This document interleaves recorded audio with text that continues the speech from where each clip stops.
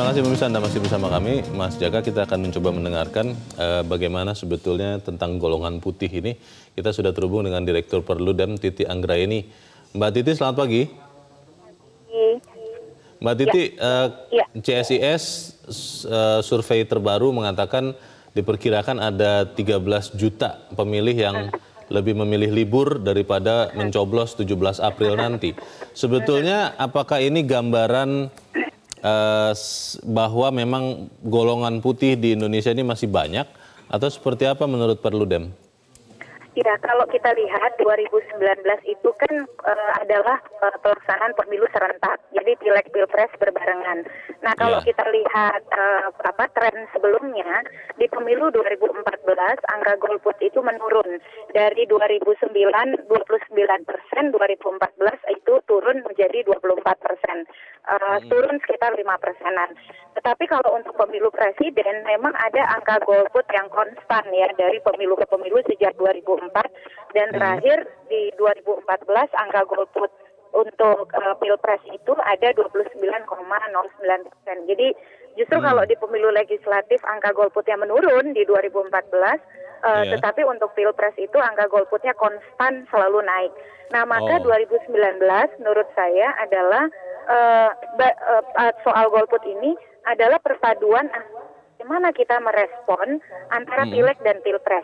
Jadi kalau kita bisa mengelola situasi pilpres dengan penetrasi caleg ke konstituen, ke pemilih partai politik yang begitu dinamis mengajak pemilih, maka mudah-mudahan yang terjadi itu adalah trennya pemilu legislatif, di mana golput itu bisa ditekan gitu ya, menurun. Nah, tetapi kalau kemudian kombinasi itu tidak bisa kita mainkan, ya kita juga harus antisipasi tren pilpres itu lebih dominan. Nah, tetapi kembali ke soal survei CSIS, kalau saya menempatkan itu justru sebagai warning ya, atau peringatan dini bagi kita semua untuk punya strategi yang betul-betul lebih tepat. Meskipun angka 13 juta berlibur itu saya kira kan angka yang diambil dari persentase responden gitu ya. Bisa jadi kemudian dalam praktik pelaksanaannya tidak 3% dari 192 juta gitu. Mbak Titi, banyak orang yang bertanya apakah memang KPU ini tidak memikirkan pemilu tanggal 17 April hari Rabu, kemudian tanggal 19 April hari Jumat itu tanggal merah, Jumat Agung menjelang Paskah, itu tidak dipikirkan sebelumnya atau bagaimana sebetulnya? Iya, jadi kalau kita kembali ke sejarah penentuan tanggal 17 April, pertama kali angka 17 April itu muncul bukan dari KPU, justru dari DPR RI, dari Komisi 2. Nah, jadi memang angka itu seolah-olah memang didesain sejak awal ketika menentukan undang-undang untuk menyesuaikan antara waktu selesainya undang-undang dengan dimulainya tahapan. Tetapi memang tidak memperhitungkan 19 April sebagai hari libur. Meskipun beberapa teman waktu itu sudah mengingatkan, bagi kami di Indonesia Timur, kata mereka, ini adalah Jumat Agung. Sementara itu adalah momen mereka untuk beribadah, berkumpul bersama keluarga, pulang kampung, dan lain sebagainya. Nah tetapi ya mau tidak mau ini sudah ditetapkan, yang harus dilakukan adalah bagaimana mengantisipasi dan meyakinkan para pemilih kita berlibur tidak dilarang, tetapi kan bisa ditunda setelah memberikan hak suara begitu. Ya, betul sekali. Kita harapkan sedikit mungkin golput di tahun ini ya. Terima kasih Mbak Titi sudah bergabung bersama kami pagi ini. Selamat pagi Mbak Titi Anggraeni. Mas Jaka, pertanyaannya begini, kalau memang ada yang memilih untuk tidak mencoblos dengan sadar dan lebih memilih berlibur, itu salah atau tidak sebetulnya?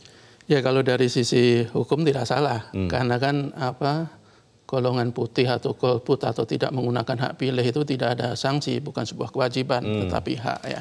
Itu hak pemilu ya, hak tetapi kalau konstitusional. kita cerna secara lebih dalam terkait dengan tanggung jawab setiap warga negara terhadap negara, ya semestinya setiap orang itu punya kepedulian untuk ikut pemilu untuk menggunakan hak pilihnya, karena kan kalau kita lihat pemilu itu kan 5 tahun sekali, sementara kalau liburan itu bisa setiap tahun atau bahkan setiap bulan kalau bagi orang-orang yang punya uang.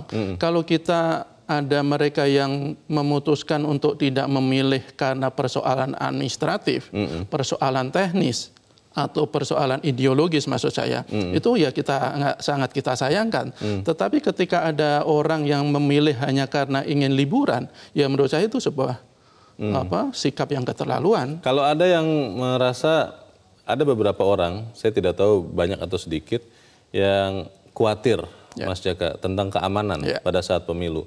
Jadi mereka beberapa memilih untuk, saya jaga-jaga deh, saya keluar Indonesia bahkan, tidak jauh-jauh tentunya, supaya melihat nanti pemilu itu berjalan seperti apa. Kalau aman saya kembali lagi, kalau tidak saya tetap aman. Karena konon katanya mereka teringat dengan trauma masa lalu, persisnya kerusuhan 98.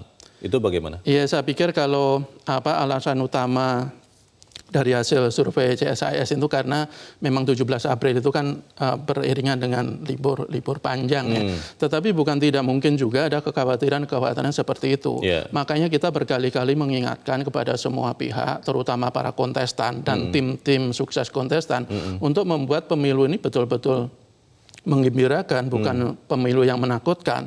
Seperti kita ada yang bilang katanya lebih baik akan memilih jalur people power daripada menempuh jalur hukum ketika terjadi kecurangan atau memprotes kecurangan misalnya. Itu menurut saya kan cara-cara yang justru membuat pemilu itu jadi menakutkan bagi sebagian orang. Padahal harusnya kita memberikan atmosfer yang sejuk lah, mulai dari sekarang, masih ada waktu 15 hari. Dan kita juga ingin meyakinkan kepada publik bahwa sebenarnya ya pemilu itu hampir dipastikan, bahkan bisa dipastikan akan aman karena TNI, baik TNI maupun Polri kan sudah memberikan garansi. Dia akan mati-matian untuk mengawal pesta demokrasi hingga pesta demokrasi betul-betul menjadi pesta yang menyenangkan, menggembirakan, dan memilih pemimpin 5 tahun ke depan yang betul-betul konstitusional, yang betul-betul punya legitimasi untuk menjadi pemimpin negara ini. Jadi menurut saya tidak ada alasan untuk bagi kita untuk betul-betul khawatir sehingga harus memilih ke luar negeri daripada menggunakan haknya untuk memilih presiden maupun anggota legislatif. Kalau tadi kita mendengarkan penjelasan Mbak Titi bahwa memang golput di pemilihan presiden itu relatif lebih banyak daripada di pemilihan legislatif. Kenapa begitu? Ya salah satunya mungkin karena untuk 2019 juga diprediksi akan meningkat ya. Salah satunya mungkin ya karena yang maju itu hanya 2 calon. Yang sama lagi? Yang sama lagi. Sementara kan kemarin banyak aktivis yang menginginkan agar karena ini pemilu serentak untuk pertama kalinya ya presidensial threshold sementara dihilangkan. Sehingga akan lebih banyak calon yang berkontestasi. Akan lebih ramai. Tetapi apapun kan ketentuan sudah ditetapkan. Artinya kita harus menghormati itu dan sekali lagi ini bukan alasan atau dalih untuk tidak menggunakan hak pilih kita ya. Artinya kalau kita masih berpikiran hanya karena 2 calon yang maju terus kita memilih untuk tidak memilih, ya saya pikir itu sebuah sikap yang boleh-boleh saja karena itu sebuah hak, tapi sebuah sikap yang kurang mendukung bagi kita untuk membangun masa depan bangsa kita 5 tahun ke depan. Kalau melihat kenapa masih ada di atas 20% jumlah orang yang tidak memilih di saat Pilpres, itu apakah memang seperti itulah keniscayaannya pemilihan presiden di Indonesia, mungkin negara lain juga, atau memang bisa lebih kecil lagi, Mas Jaka? Ya kalau kita lihat sejarahnya, setiap Pilpres sejak era reformasi itu kan hampir semuanya kan di atas 20% ya. Untuk golputnya bahkan 2014 itu sekitar 30%, itu jumlah yang luar biasa besar. Dan saya pikir sekali lagi mungkin ya tidak ada sebagian mereka yang golput itu salah satunya ya berpikir karena tidak ada calon yang tidak ada calon alternatif. Kalau yang golput yang mendasarkan sikapnya atas dasar ideologis kan mereka betul-betul rasional ya. Meskipun kita juga bisa perdebatkan apakah betul mereka menganggap memang tidak ada calon yang berkualitas. Sebenarnya kalau kita lihat, katakanlah hanya ada 2 calon sekarang. Ya kita harus betul-betul melihat rekam jejak mereka kan. Dan saya yakin di antara dua calon ini pasti ada yang baik untuk memimpin negara kita. Tidak mungkinlah di antara dua calon itu semuanya buruk atau sangat buruk lah. Dan mereka kan katanya kan orang-orang terbaik di antara sekian ratus juta rakyat Indonesia. Ada lagi yang mengatakan begini Mas Jaka, bahwa untuk tahun ini kampanye itu terlalu lama, sehingga masyarakat calon pemilih itu ada yang bosan, ada yang jenuh, ada yang juga menjadi muak karena begitu kejamnya seruan-seruan antar kubu, sehingga mereka akhirnya menjadi apatis dan tidak mau memilih. Apa benar demikian? Kita bahas di bagian berikut. Pemirsa tetap bersama kami, Editorial Media Indonesia segera kembali.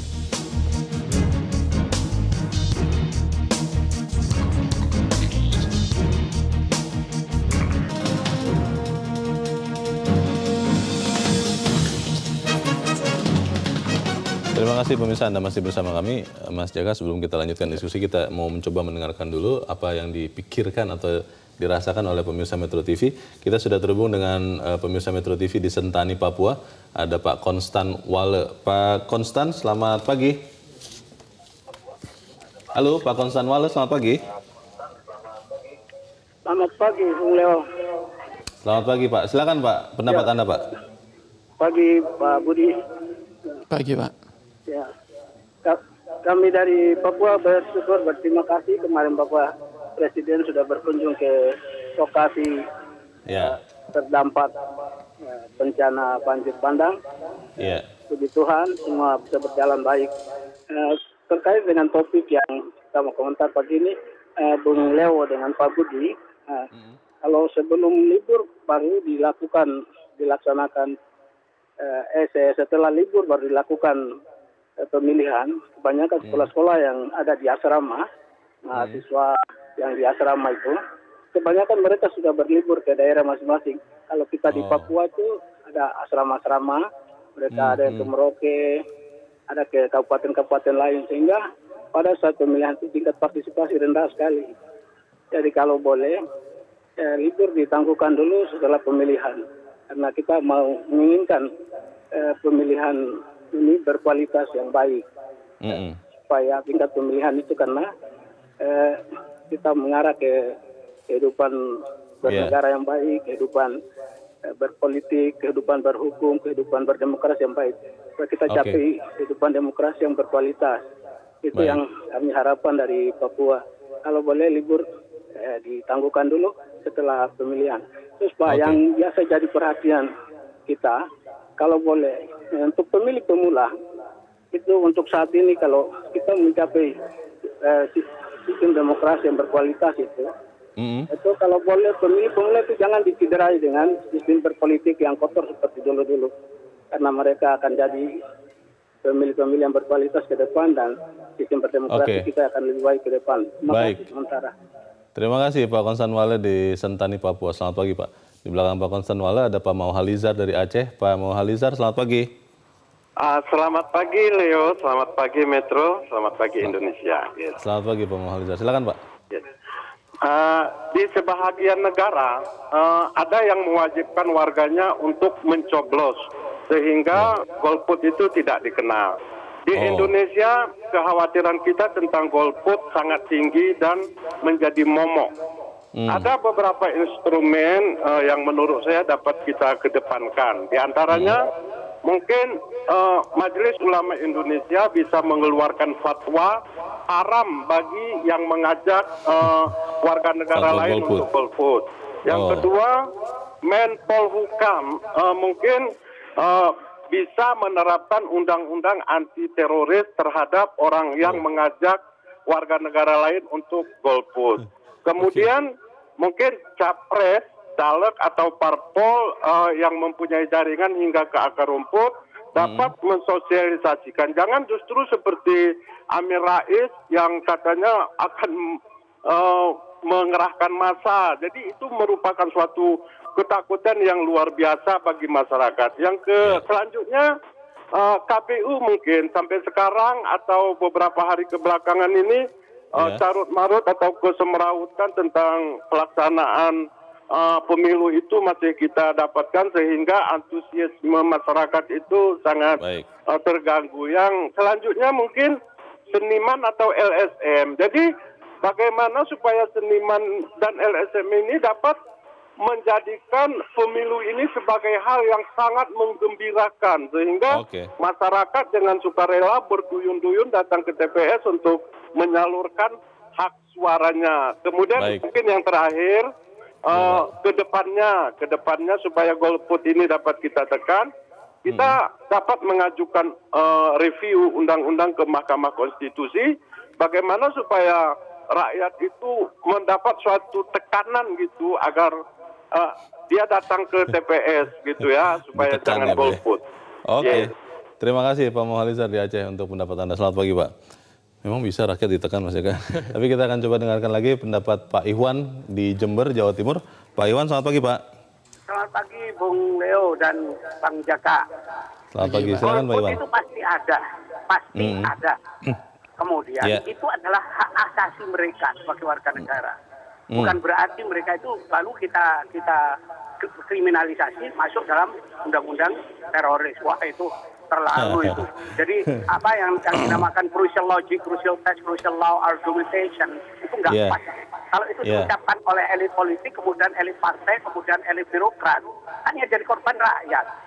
Nah, yang penting argumentasi mereka. Nah, kita baru sekarang ini melaksanakan pemilu secara serentak. Dan pekerjaan ini luar biasa, dananya luar biasa, dan pengorbanannya luar biasa, pekerjaannya luar biasa. Oleh sebab itu pendidikan politik yang benar, baik, indah, sehat, normal itu kita tampilkan pada saat seperti sekarang ini.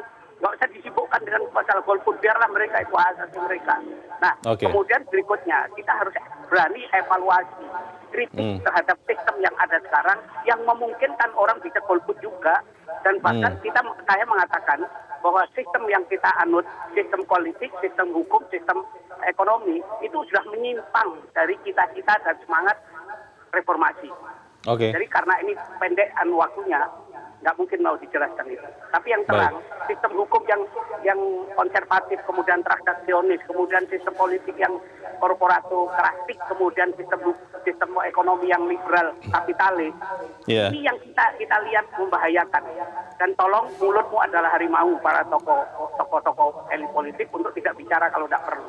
Saya kira begitu. Terima kasih. Terima kasih Pak Iwan di Jember, Jawa Timur. Selamat pagi Pak. Di belakang Pak Iwan ada Pak Bambang di Surakarta, Jawa Tengah. Pak Bambang, selamat pagi Pak. Ya, selamat pagi Metro TV Indonesia. Selamat pagi Pak. Silakan Pak Bambang. Berakit ke hulu, berenang ke tepian. Menyukseskan pemilu dulu, baru berlibur kemudian. Iya. Ya, jadi gini, saya juga ikut prihatin ketika angka golput bisa menyentuh di atas 20%. Tetapi saya yakin bahwa angka golput tersebut akan bisa dikurangi atau ditekan seminim mungkin. Karena apa? Indikasinya golput tersebut justru mayoritas dikarenakan tidak tahu kapan itu waktu pemilunya. Nah, sehingga kalau seperti itu, ini sebenarnya masih yang disampaikan terkait dengan pemilu ini tidak menyentuh benar-benar seperti yang kita harapkan. Oleh karenanya ini masih ada waktu. Nah, saya yakin semua pihak harus bertanggung jawab dengan keberadaan pemilu ini. Termasuk bangsa kita ini memang punya tanggung jawab dan wajib untuk pemilu. Nah, kemudian artinya pihak-pihak yang terkait adalah di samping KPU ini juga Kementerian Dalam Negeri. Kalau Kementerian Dalam Negeri dan Kementerian Pendidikan ini diberdayakan, ini sebenarnya sudah selesai. Artinya apa? Mari kita berdayakan informasi ini melalui sekolah. Jangan ragu bahwa informasi besok pemilu 17 April ini disampaikan kepada anak-anak TK, SD, SMP, SMA. Ini tidak menyalahi, tidak melanggar. Dan saya yakin anak-anak seperti SD, TK itu justru nanti peka untuk mengingatkan orang tuanya. Dan dia malah justru nggak mau diajak berlibur dan lain sebagainya. Saya mengecam pernyataan tokoh yang mengancam untuk people power. Ini pemerintah juga harus bersikap tegas. Ini ancaman, ini menakut-nakuti. Ini enggak macam-macam. Ini artinya jangan ini. Jadi mari kita sukseskan pemilu. Ini pemilu ini didanai dengan dana yang puluhan triliun. Uang kita ya Pak? Ini pemilu. uang besar. Kemudian ini pemilu yang istimewa, artinya untuk memilih presiden dan juga legislatif. Jangan main ancam kayak itu, nggak fair kalau seperti itu. Apalagi dia seorang tokoh. Terima kasih. Baik, terima kasih Pak Bambang di Surakarta, Jawa Tengah. Selamat pagi Pak. Pertanyaannya begini Mas Jeka. Memang di Indonesia tidak diwajibkan untuk mencoblos.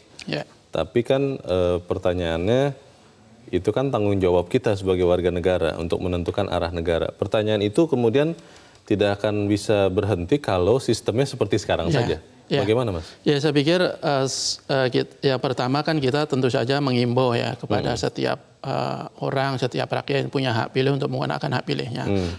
Ya karena kita tidak punya instrumen lain untuk melakukan hal yang lain, ya kita cuma bisa mengimbau karena hak pilih adalah hak, beda dengan di beberapa negara yang merupakan kewajiban. Jadi tidak bisa ya pakai undang-undang anti terorisme atau yang lain? Saya pikir itu terlalu berlebihan. Ya. Artinya bahwa ya kalau itu yang dilakukan berarti kita menjadikan demokrasi juga menakutkan. Otoriter. Saya pikir itu tidak logis lah kalau kita tetapi kita juga harus melihat bahwa kemungkinan golput akan besar. Salah satunya juga karena tidak optimalnya penyelenggara pemilu atau negara.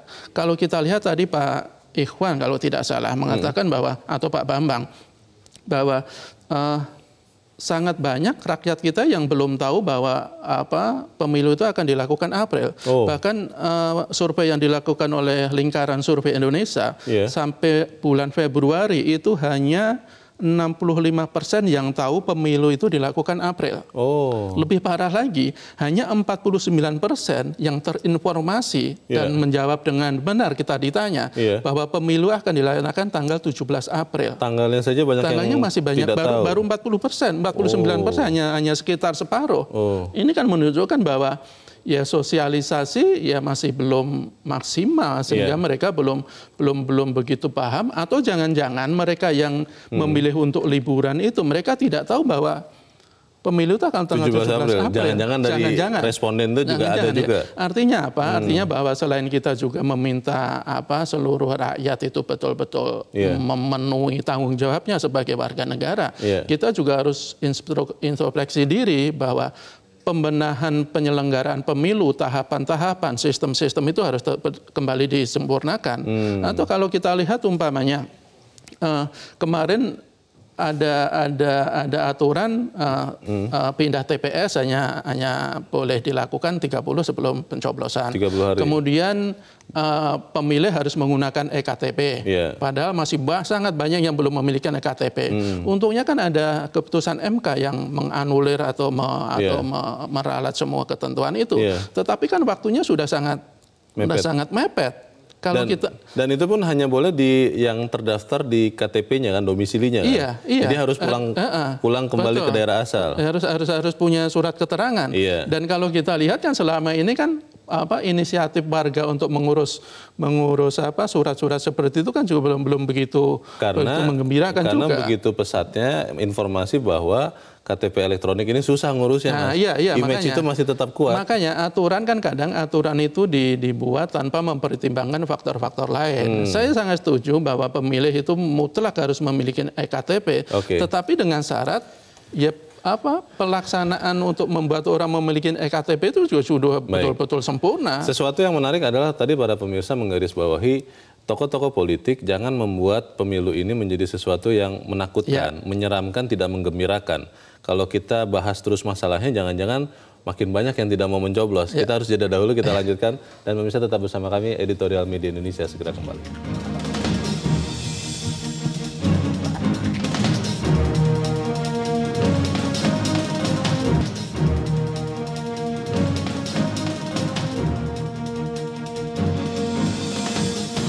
Terima kasih pemirsa, Anda masih bersama kami. Kita di bagian akhir dari diskusi kita. Mas Jaka, ada yang mengatakan begini, kalau memang tidak mau mengambil tanggung jawab menentukan arah bangsa dengan mencoblos, maka 5 tahun ke depan tidak boleh komplain. dengan jalannya pemerintahan, karena ketika tanggung jawabnya saja tidak dijalankan ya jangan menuntut haknya begitu. Itu bagaimana Mas? Ya saya pikir kan kita menggunakan hak pilih itu salah satunya selain kita ikut menentukan nasib bangsa 5 tahun ke depan, itu kan landasan moral yang sangat kuat. Kalau suatu saat kita mengkritik pemerintah, mengkritik siapapun yang nanti dipilih oleh rakyat. Kalau kita tidak memilih, terus suatu saat kita mengkritik dengan keras, apalagi ya saya pikir ya tidak punya landasan yang begitu tidak logis ya. Meskipun itu sekali lagi itu siapapun kan boleh mengkritik pemerintah dengan cara-cara yang bagus tentu saja. Tetapi yang pasti bahwa fenomena golput ini tidak bisa kita selesaikan dengan satu sisi. Artinya mesti banyak sisi yang betul-betul kita perhatikan. Tadi kita bilang bahwa yang pasti kita menghimbau terus kepada seluruh rakyat untuk menggunakan hak pilih. Pak Jokowi pun juga berkali-kali, juga Pak Prabowo juga berkali-kali mengatakan ya mereka meminta agar rakyat itu betul-betul menggunakan hak pilih. Datang seperti ke Pak Jokowi datang ke TPS. Pak Jokowi bilang nggak apa-apa berlibur, tapi setelah nyoblos kan masih ada nyoblos itu kan bisa pagi, siang bisa berangkat umpamanya.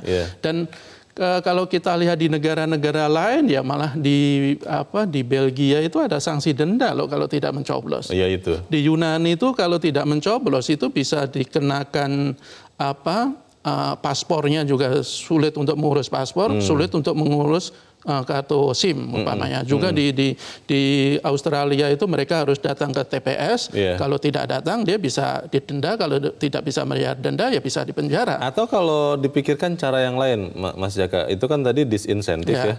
Kalau diberikan insentif bagaimana? Misalnya ini hayalan saya saja, ketika orang mencoblos dan ada bukti jelas bahwa dia mencoblos begitu, mungkin ada keringanan pajak atau yang lain begitu? Ya saya pikir itu salah satu solusi, tapi yang pasti saya pikir sistemnya dulu. Dan sebenarnya kan insentif-insentif itu sudah dilakukan oleh beberapa korporasi misalnya. Kan ada beberapa yang memberikan diskon dengan menunjukkan jari yang sudah celup tinta itu kan. Saya pikir itu bagus, salah satu solusi agar betul-betul membuat pemilu itu bersifat partisipatif, meskipun dipancing-pancing dengan cara-cara seperti itu. Tapi sekali lagi kita mengingatkan kepada publik lah bahwa ya 5 tahun sekali kan tidak ada ruginya kalau kita menggunakan hak pilih. Tetapi yang juga tidak kalah penting adalah bahwa komitmen dari para elit politik. Salah satunya tadi umpamanya bagaimana kita akan meyakinkan publik untuk memilih di pemilu ketika mereka tidak punya komitmen untuk mengelola negara dengan benar. Yang contoh paling aneh adalah bagaimana kita bisa percaya kepada calon-calon anggota legislatif yang sekarang duduk di anggota DPR kalau mereka untuk melaporkan harta kekayaannya tidak mau. Laporan harta kekayaan penyelenggara negara kan datanya kan luar biasa besar. Dari 573 orang anggota DPR yang kembali mencalonkan diri, masih ada sekitar 488. Artinya banyak 14% yang sudah melaporkan harta kekayaannya. Kemudian juga DPR itu cuma sekitar 40% yang sudah memenuhi kewajibannya. Melaporkan harta kekayaannya itu ada langkah awal untuk membuat pemerintahan ini bersih, penyelenggaraan ini bersih, transparan.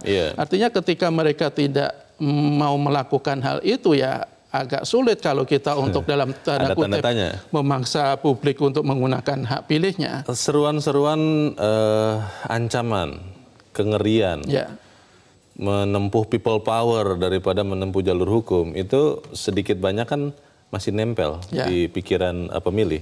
Dalam 15 hari ini apa yang bisa kita lakukan supaya pemilu itu kita songsong dengan gembira? Karena memang kalau pengalaman saya, Mas Jaka, ketika di TPS, kita ketemu dengan tetangga-tetangga yang mungkin sehari-hari jarang ketemu, gitu kan. Nah, bagaimana bisa menghilangkan stigma-stigma tadi? Ya, salah satu kuncinya adalah di elit-elit politik. Artinya dalam waktu 15 hari ini, selama kampanye terbuka sampai 13 April, ya kurangi atau hilangkanlah narasi-narasi yang justru memancing perselisihan, memupuk pertikaian, memupuk sakit hati antara antara kubu. Ancaman-ancaman ya? Ancaman-ancaman juga tidak boleh kita suarakan lagi.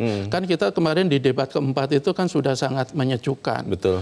Jalannya debat sangat dinamis, sangat substansif, tapi di akhir debat Pak Jokowi dan Pak Prabowo begitu menunjukkan persahabatan yang luar biasa, berpelukan. Itu artinya bahwa ya mereka sebenarnya sudah memberikan contoh yang bagus. Berkompetisi boleh saja sekeras apapun, tetapi persahabatan adalah yang utama. Kita tidak boleh hanya karena pemilu, hanya karena pilpres yang 5 tahun sekali, kita mempertaruhkan persatuan dan kesatuan bangsa. Sekali lagi kuncinya ada di Ali, dan sekali lagi kita meminta kepada seluruh rakyat Indonesia untuk yang punya hak pilih untuk menggunakan hak pilih mereka. Ada 2 calon di pilpres. Siapapun mereka adalah putra-putra terbaik bangsa yang patut kita berikan amanah, dan pilihlah di antara mereka yang terbaik. Itu hak masing-masing, pilihan masing-masing. Dan juga ada DPR, DPRD, DPD. Itu, orang suka lupa itu. Itu harus kita ini, karena kalau hanya presiden yang kita pilih tapi DPR tidak kita pilih, ya sama juga bohong. Karena kan ada satu ketahuan, ini pilpres serentak, dan negara itu kan diselenggarakan hanya oleh eksekutif, tapi juga oleh legislatif dan oleh yudikatif. Yudikatif yang tidak dipilih. Tapi legislatif dan eksekutif, pucuk pimpinan eksekutif kan kita pilih. Jadi libur boleh, tapi coblos dahulu. Coblos dulu baru liburan. Masih ada waktu lah. Itu dia. Baik, semoga kita semua bisa menjadi warga negara yang baik, melaksanakan hak kita, karena itu sudah diberikan kepada kita. Mas Jaka, terima kasih sudah hadir di sini. Selamat pagi, Mas. Pagi. Pemirsa, menggunakan hak pilih menjadi kontribusi nyata, sumbangan nyata kita, masyarakat, dalam menyelenggarakan pemerintah. Nasib bangsa selama 5 tahun ke depan ditentukan 1 hari dalam sebuah pesta demokrasi. Berlibur memang hak setiap kita, setiap warga, tetapi pemilu juga merupakan momen yang penting dalam hidup kita dalam berbangsa dan bernegara. Jangan sia-siakan suara Anda, suara saya, suara kita untuk menentukan masa depan bangsa kita. Saya Leonard Samosir, terima kasih Anda sudah menyaksikan. Selamat pagi.